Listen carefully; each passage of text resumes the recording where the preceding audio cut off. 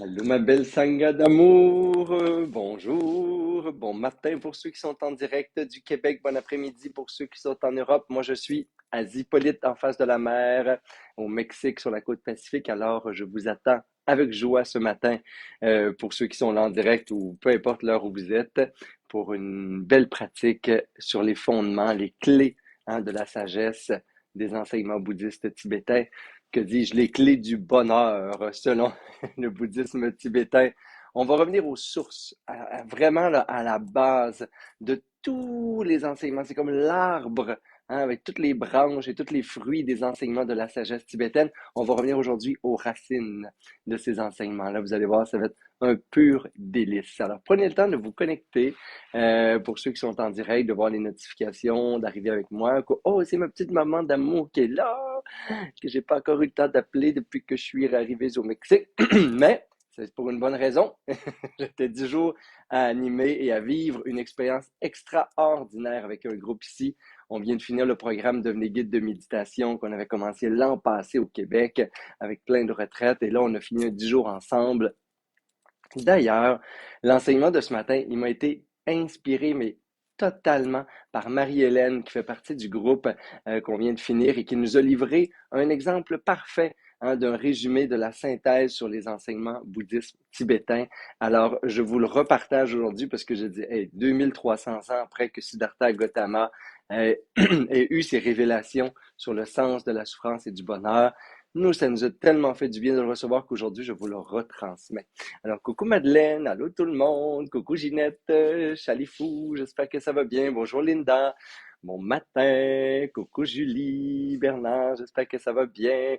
Il paraît qu'il y a une belle bordée de neige. Oh, allô ma belle Alex Larouche d'amour. Ben, tu sais, j'ai des amis personnels, des fois, je sais, j'ai l'air plus enthousiaste de voir certaines personnes, mais tu sais, je m'ennuie d'eux autres. Là. Après le Sri Lanka, le Mexique, ça fait des semaines que je peux aller au Québec. Alors voilà, je peux être plus excité quand je vois des petites faces que je connais.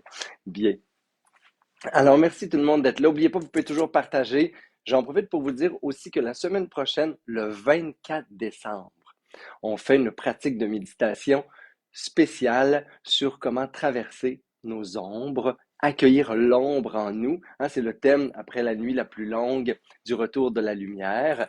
Alors, on va parler des ombres, de la fonction des ombres dans la psyché humaine et aussi comment on peut traverser, voyager, se guérir à travers nos ombres pour les transformer en lumière, conscience. Alors voilà. Donc c'est ça pour la semaine prochaine, manquez-le pas. Je sais que j'allais peut-être dans plein d'événements le 24 décembre, mais moi je vais être en direct avec vous comme tous les samedis, même si c'est le 24 décembre. Et comme toujours, vous pouvez l'écouter en différé.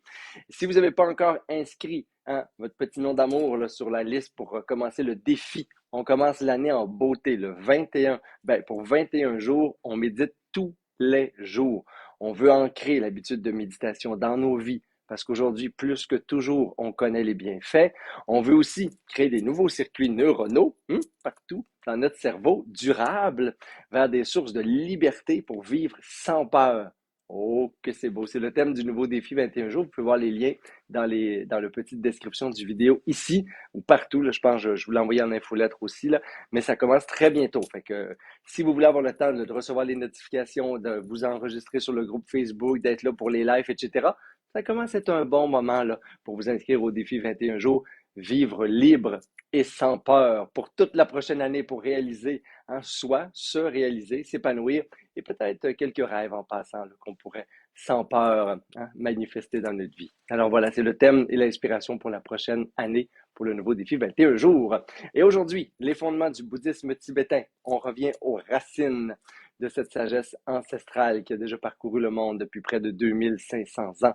Alors, on revient aux bases parce que c'est les bases d'une des plus anciennes philosophies, et je dirais psychologie positive, même si des fois on l'identifie pas toujours comme ça. Alors, la sagesse tibétaine, le bouddhisme tibétain, il ne faut pas oublier que c'est avant tout une recherche intérieure, une recherche de sens sur la vie, une recherche de sens aussi, de direction pour se libérer de la souffrance. Bouddha a commencé à nous enseigner 4 nobles vérités. On va y revenir aujourd'hui sur ces 4 nobles vérités. La première noble vérité, c'est dukkha. Dukkha, ça veut tout simplement dire que l'existence inhérente de la vie humaine, de toute chose, c'est parsemé de souffrance. C'est pas pessimiste de dire ça, c'est juste pour dire, dans la vie, dukkha, c'est comme l'existence de la souffrance à travers les changements, le deuil, la mort, les maladies, et ainsi de suite, et les transformations. Alors, il y a cette nature-là dans la vie que ce ne sera pas toujours, des fois je le dis comme ça pour ne pas faire peur, ce ne sera pas toujours confortable. Vous allez voir, ça devient plus positif là, avec la suite. Ouais, peut-être pas la deuxième. La deuxième noble vérité, c'est l'origine de dukkha, l'origine de la souffrance inhérente de toute chose. Ça part de la soif et de l'attachement. La soif et l'attachement, ça veut dire ma projection que je fais sur le monde, que le monde extérieur peut me rendre heureux. Que les autres, hein, puisque le monde extérieur, parfois, ça a des petites faces cute, là. Hein. Donc, le monde extérieur, les autres, les biens matériels, l'argent, et ainsi de suite, peut m'apporter du bonheur. Cette projection-là du monde, hein, de mes désirs, de mon attachement sur le monde extérieur, est en soi l'origine de la souffrance. Donne vie dans un cycle sans fin à dukkha, souffrir. Mais, à partir de la troisième noble vérité, là, mes amours, ça commence à être le fun. C'est l'origine de la cessation de la souffrance. Alors, pour cesser de souffrir, il faut travailler sur l'esprit. C'est dans l'esprit, c'est la troisième noble vérité, parce que la nature inhérente du monde, c'est l'impermanence. Et de cette impermanence-là, si je m'attache, je veux saisir, je veux capturer, je veux posséder, je suis voué à souffrir et à être frustré, impatient et ainsi de suite. La troisième noble vérité, c'est arrête donc de chercher à l'extérieur, là. Regarde à l'intérieur, qu'est-ce qui est là. Regarde en toi. Il y a une possibilité de te libérer de la souffrance. C'est Nodukha. Nodukha, c'est la libération, le chemin vers le possible, la possible libération de la souffrance. Et la quatrième noble vérité, eh bien, c'est celle du nirvana. C'est celle qui dit que quand on a réalisé la non-dualité de l'existence, la non-dualité en nous, quand on a réalisé le facteur de la vacuité, hein, ce qui veut dire qu'il n'y a rien qui existe par soi-même, tout existe en interdépendance. Je suis un être interdépendant de la nature, des autres, de la vie. Je suis déjà dans un état d'union avec le monde qui m'entoure sans que j'en prenne conscience. Et c'est parce que je me coupe de cet état d'union-là, de cette relation d'interdépendance qui pourrait être joyeuse, que je me cristallise sur un ego qui lui aussi recontinue le cycle de souffrance de son côté. Alors, c'est les quatre nobles vérités bouddhistes. De ces nobles vérités-là, il faut retenir peut-être que la première grande cause, le premier grand poison de l'esprit est l'ignorance. L'ignorance, c'est pas, dans le bouddhisme, c'est pas de ne pas savoir comment fonctionne quelque chose ou de ne pas savoir parler une cinquième langue ou de ne pas être ignorant. Dans le bouddhisme, c'est ne pas être conscient. Hein, c'est donc pas de ne pas savoir quelque chose, c'est de ne pas avoir conscience de quelque chose, c'est de ne pas vivre en conscience. Alors, l'ignorance, qui est le premier poison de l'esprit, une des premières sources fondamentales du cycle des quatre nobles vérités, ce que de la souffrance et du samsara, passe par le fait que je ne suis pas conscient des chemins de la souffrance que je crée en moi et des possibles chemins de bonheur que je pourrais créer en moi toujours. D'où l'importance de la pratique de toutes les formes de pleine conscience, de présence, de témoin, les pratiques zen, les pratiques bouddhistes guidées, les formes de méditation qu'on va vivre dans le prochain défi 21 jours qui commence le 1er janvier. C'est le vrai chemin selon le bouddhisme et selon moi qui fait 28 ans que je pratique dans cette tradition et que je l'enseigne. C'est le chemin vers la véritable libération durable des souffrances.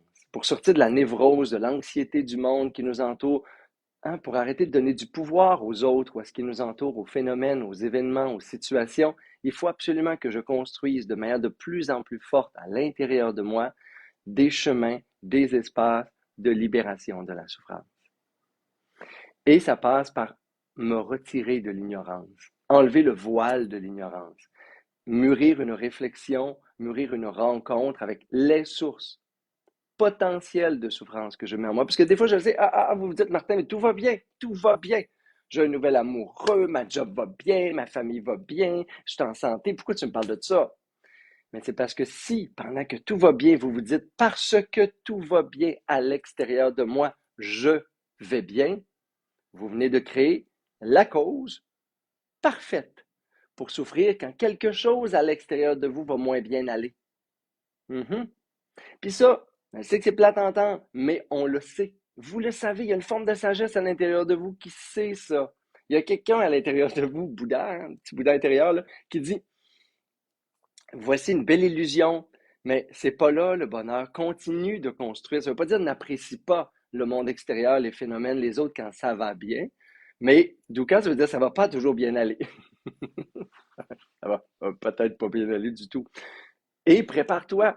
Fait que même quand ça va bien à l'extérieur, où on a l'impression là, d'être dans une petite montgolfière joyeuse arc-en-ciel avec une licorne en avant qui nous pousse vers notre destinée, ben, ça ne sera pas toujours le cas. Peut-être qu'à un moment donné, tout ça, ça va s'évaporer et que ça va être une belle chute libre. Peut-être pas.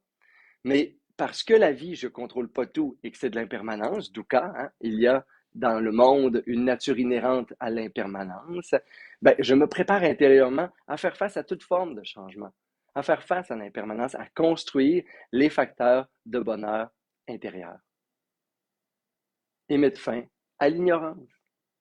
Je regarde en moi. Est-ce que je suis en train de redonner mon pouvoir à l'autre, à une situation, un contexte, une bonne nouvelle? Ou est-ce que je suis en train de donner aussi mon pouvoir à une mauvaise nouvelle? Des fois, the famous person, c'est une personne qui nous fait travailler sur nous. Ben, est-ce que je suis en train d'y donner tout mon pouvoir, toute mon attention, tout mon jus mental?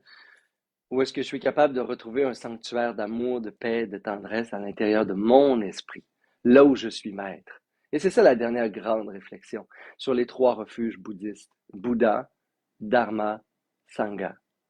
Les trois joyaux, les trois refuges du bouddhisme tibétain, c'est les lieux où je suis certain. Imaginez-vous donc, là, je vous dis, toutes les destinations à l'extérieur de vous, là, potentiellement, ça souffre, puis un jour, ça va vous amener vers le malheur. Et je vous dis aussi, intérieurement, il y a des espaces où vous êtes certain, à 100%, de toujours trouver des sources de sagesse, de lumière et de bonheur. Bouddha, c'est notre esprit racine, c'est notre esprit source, c'est l'essence de la lumière et de la sagesse en moi. C'est ce qu'il y a dans le cœur, qui est révélé souvent dans une vibration qu'on appelle amour. Hein, ça, c'est Bouddha, première source. Dharma, les enseignements, la sagesse et les pratiques de sagesse. Hein, Dharma, c'est la pratique de la sagesse, soit à travers la lecture, l'écriture, des discussions philosophiques ou des pratiques de méditation. On fait du Dharma, là. On n'arrête pas là, dans le Dharma pour trouver Bouddha. Et ultimement, la Sangha. La Sangha, c'est la communauté des êtres avec qui j'évolue, je grandis dans le respect, dans l'amour, dans l'harmonie. Les trois joyaux sont indissociables pour avoir une vie où j'atteins des états d'éveil et de libération permanente de la souffrance. Et l'état le plus élevé de toutes les réalisations bouddhistes, c'est l'état de bodhisattva, qui vient à travers les vœux de la bodhicitta. Bodhicitta, ça veut dire l'action de Bouddha en moi. Les vœux de l'amour et de l'aquanimité sur tous les êtres vivants, en lien avec tous les êtres. Aujourd'hui, c'est la pratique que je nous offre, que je vous offre, que Marie-Hélène nous a offert il y a quelques jours dans notre dernier 10 jours de pratique sur notre programme Devenez guide de méditation. Et je vous invite à vous asseoir pour savourer hein, cet espace. On retourne aux racines de ce qui est le plus heureux en nous. Une réflexion sur l'équanimité, sur notre qualité de cœur, comment on peut exprimer à l'infini une qualité d'amour, de tendresse et de bienveillance pour tous les êtres vivants. La même qualité d'amour et de tendresse et de bienveillance sur tous les êtres, peu importe leur relation en ce moment avec nous-mêmes. À l'intérieur de moi, il y a des joyaux indestructibles comme celui de l'amour, comme celui de la tendresse, comme celui du calme. Et si je me permets de le trouver, de le rencontrer, peu importe les facteurs extérieurs, ça va toujours demeurer stable. Et c'est ce qu'on construit, une méditation à la fois. En commençant par celle-là, mes amis.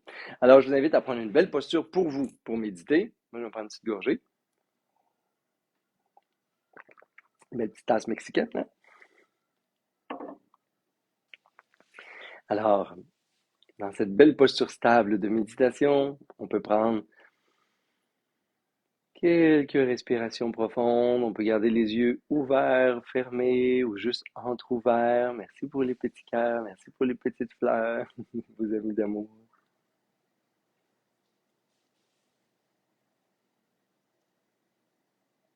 Et dans cette stabilité du corps, le corps qui s'immobilise, on retrouve la stabilité de l'esprit. Le corps est calme, immobile, détendu.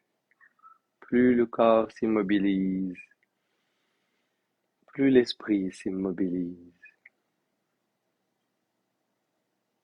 Plus le corps se détend, plus l'esprit se détend. Et le souffle est également détendu et profond. Je peux même inspirer par les narines. Expirer bouche.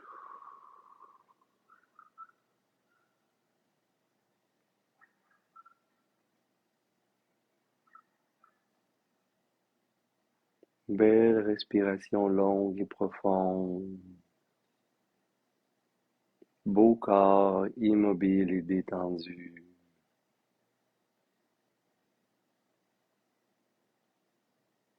Et pour un instant, je contemple cette immobilité, cette stabilité de ma présence.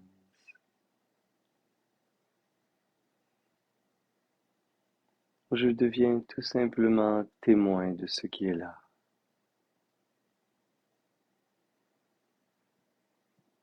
Un témoin qui observe avec une curiosité bienveillante,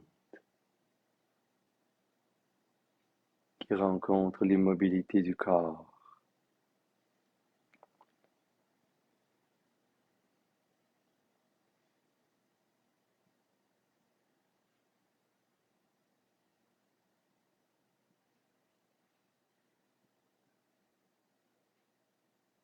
qui rencontre la profondeur et la douceur de la respiration dans le corps.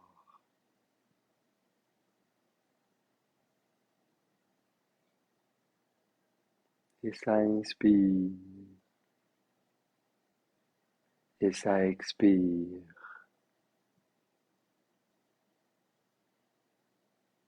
Et ça inspire la fraîcheur,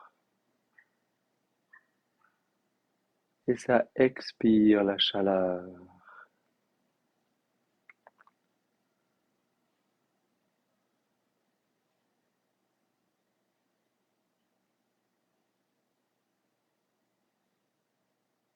Je reste complètement détendu et également attentif à mes objets de méditation. En ce moment, le corps, le souffle,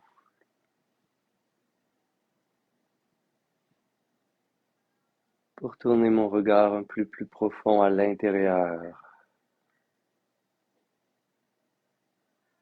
pour générer ce souhait. Puissais-je être libéré de toute forme de souffrance? Puissais-je voir et réaliser dukkha et comprendre que le monde extérieur est un continuum ininterrompu d'impermanence. Tout change, tout bouge, tout disparaît constamment.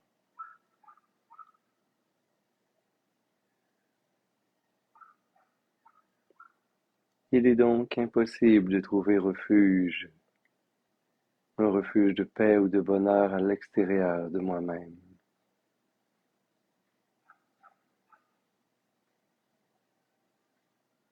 Et je choisis de trouver le refuge en moi, en Bouddha, en Dharma, en Sangha.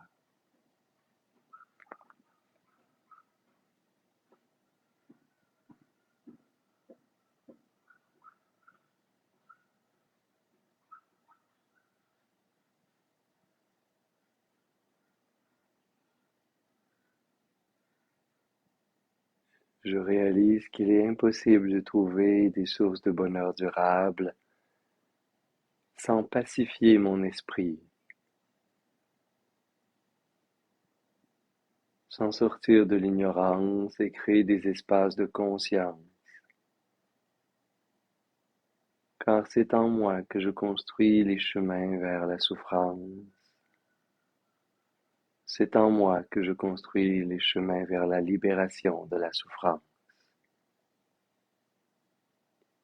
Je suis le seul créateur de mon malheur ou de mon bonheur, car tout commence à l'intérieur de moi.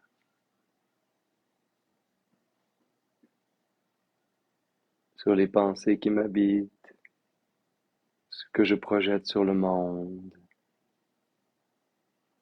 et ma vision de ce qui m'entoure.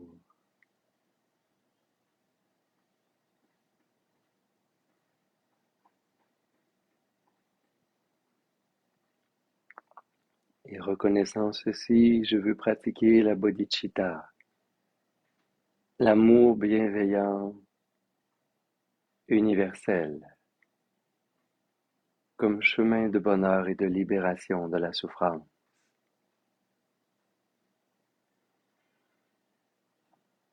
Et je génère cet enthousiasme de créer dans mon cœur un espace d'amour bienveillant, équanime et universel, comme source de bonheur durable en moi et pour les êtres qui m'entourent. Et je peux imaginer en face de moi ou à côté de moi un être que j'aime de façon inconditionnelle, une personne que j'aime d'un amour pur et véritable.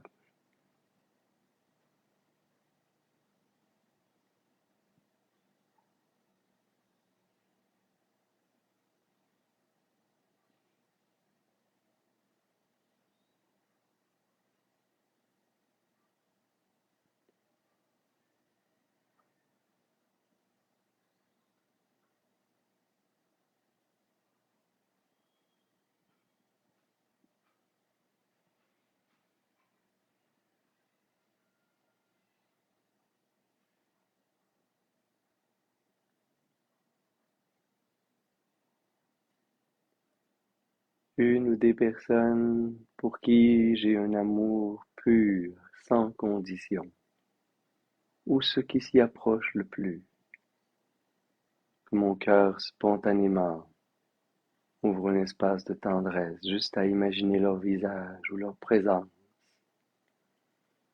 à côté de moi ou en face de moi.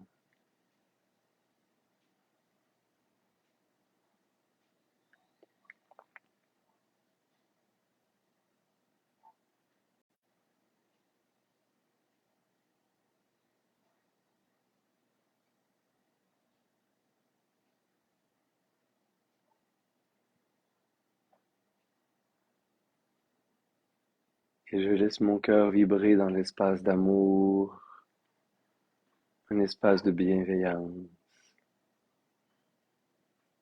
de compréhension et de compassion pour ces êtres qui souffrent comme moi de l'impermanence et du dukkha. Imaginant cette personne ou ces personnes en face de moi, je peux penser, puissent-ils connaître des sources de bonheur durable dans leur vie. Et je veux le penser, le ressentir, comme un souhait du cœur. Puissent-ils être libérés de toute forme de souffrance.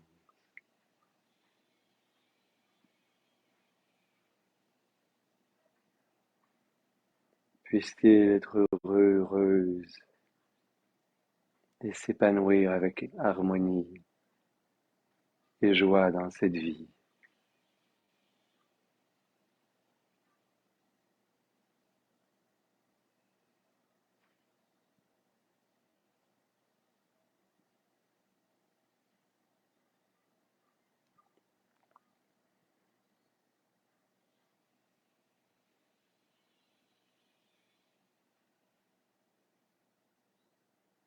Je peux maintenant imaginer en face de moi des personnes pour lesquelles je suis d'une certaine façon indifférente,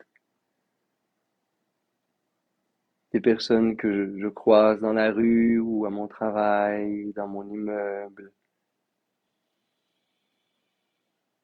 que j'aurais appelés des étrangers, ou en quelque sorte peut-être des connaissances.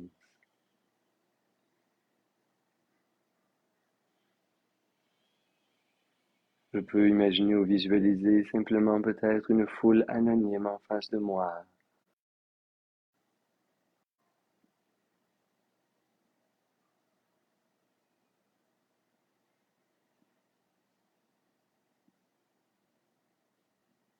Et je génère l'esprit de bodhicitta,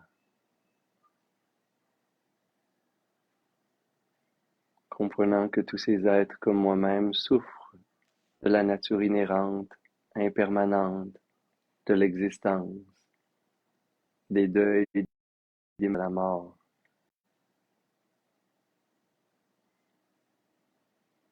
sachant que nous sommes tous interdépendants, je leur souhaite également le bonheur. J'ouvre le cœur de compassion et d'amour bienveillant pour tous ces êtres que je croise sans les connaître, et je manifeste mon capital de compassion et d'amour qui est infini.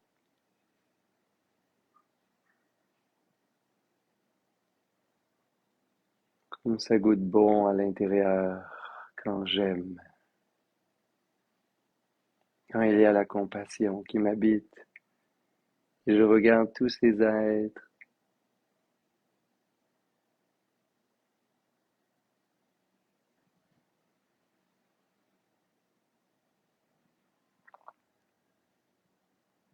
je fais le vœu de la bodhicitta. Puissent ces êtres être délivrés de la souffrance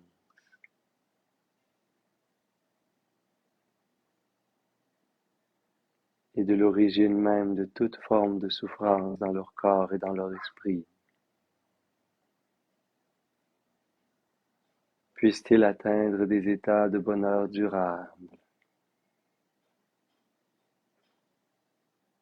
Puissent-ils vivre dans la paix. Les personnes qui vous amènent dans des états d'esprit troublés ou négatifs, qu'on pourrait appeler communément des ennemis. Un ennemi.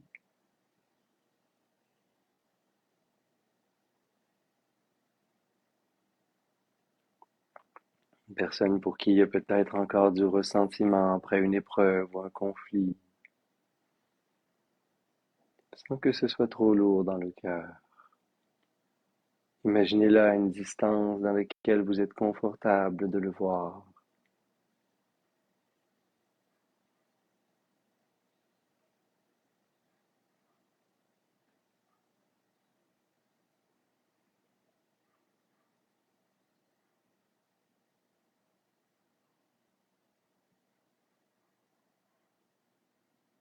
Comprenant la nature de dukkha, la souffrance inhérente à l'existence, comprenant que ça souffre, surtout chez ceux qui font souffrir les autres. Je libère en moi les qualités de la bodhicitta, car la compassion et la bienveillance sont dans mon esprit. Et elle, avec la force et la puissance d'un Bouddha, j'illumine mon cœur et je génère de la bienveillance pour l'autre,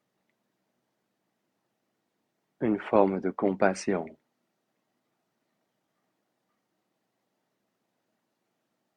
Le souhait qu'il ou qu'elle puisse être libéré de la souffrance qui les tourmente.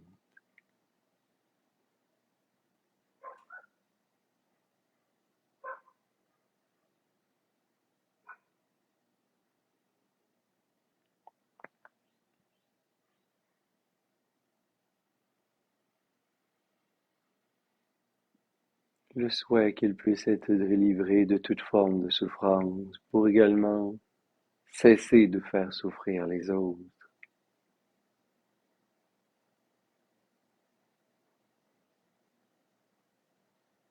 Et je souhaite voir cette personne vivre de façon plus heureuse, plus paisible. Je lui souhaite de trouver le chemin de la guérison, de la libération de ses propres souffrances et atteindre des états de paix et des états de bonheur, d'apaisement de la souffrance dans son cœur.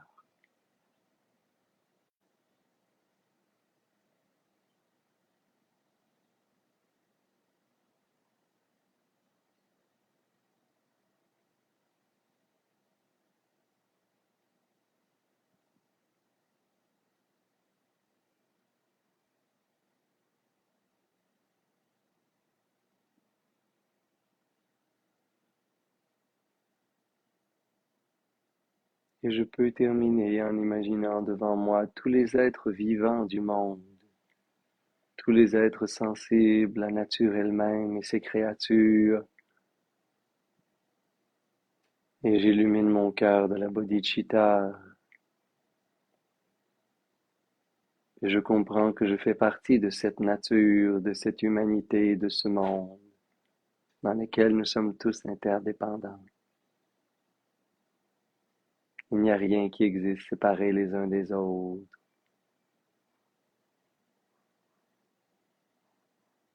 Et ça respire dans mon cœur la bienveillance. Et je souhaite cette paix sur la terre, cette harmonie dans le monde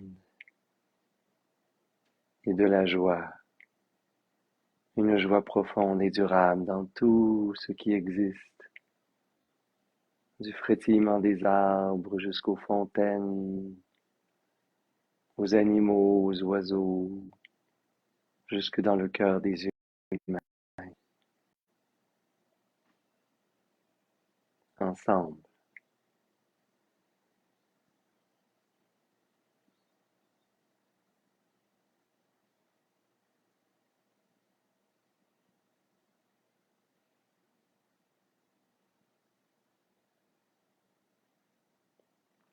Et je peux amener un léger sourire sur mes lèvres, amener les mains au cœur, une petite chaleur,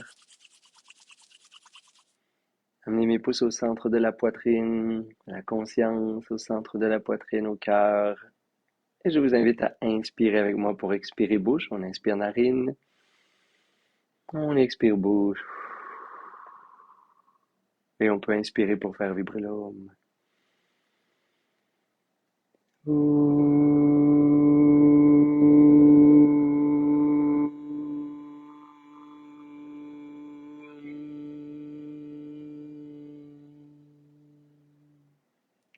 Namasté. Namasté, ma belle sangha d'amour. J'espère que vous êtes encore toutes là et que Internet a bien été, pour ceux qui sont en direct en tout cas. Merci infiniment de partager ces moments avec moi, ces belles méditations.